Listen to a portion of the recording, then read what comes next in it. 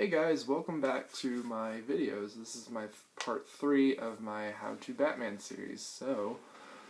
Today we are going to talk about the animated series, which one person wanted to talk about, or wanted me to do a video on. I just felt like doing it. And since I heard a couple people actually haven't got into the series, they don't know how. This is I have all 4 seasons.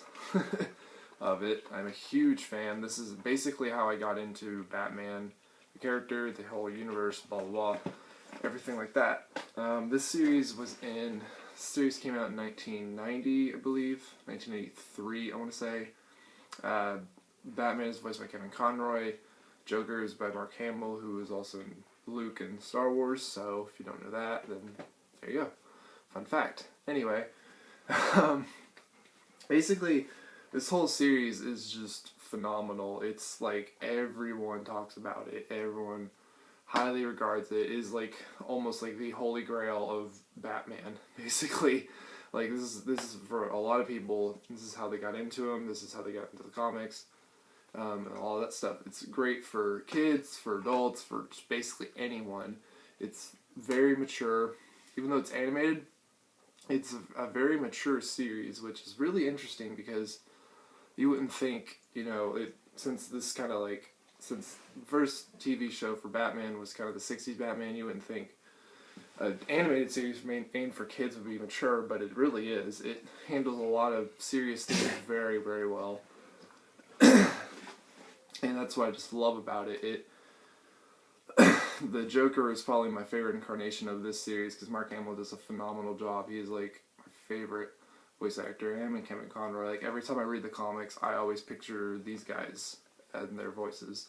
And Jim Gordon, who the actor sadly passed away recently, I believe last year. Also the voice of Alfred. I can't remember their names at the moment, so please forgive me on that. Anyway, it has 4 seasons, which a lot of people forget about because the 4th season is very hit or miss. A lot of people don't talk about this season, and kind of for good reason, because it's not great, but it's not terrible. It has a couple episodes that are good, some are bad, not really. There's really no middle ground. It's just like, this is the season where everything got redesigned. Like you can tell from, this is season 2, like the difference between how he looks and stuff like that, which is fine, but it's just the way they handle it, and the way the Joker looks.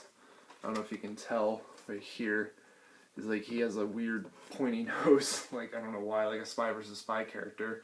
And then like in this, right there, he is more, normal looking. Why they did that is beyond me, but honestly, to honestly defend the season, I feel like the reason why it wasn't so good is because the old writers were working on Superman, they were working on Batman Beyond, and they were just getting ready to do Justice League and all that stuff. So the newer writers had to come in, and new designers had to come in, and it was just kind of a mess. It felt rushed. This whole season kind of felt rushed, so there's really no proper ending to the series.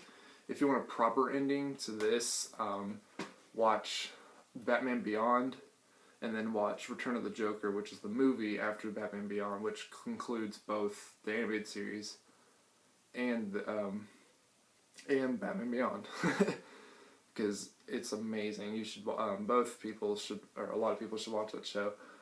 For a lot of people should watch Batman Beyond. Honestly, I think it's all honestly up there with the animated series as just being just as good.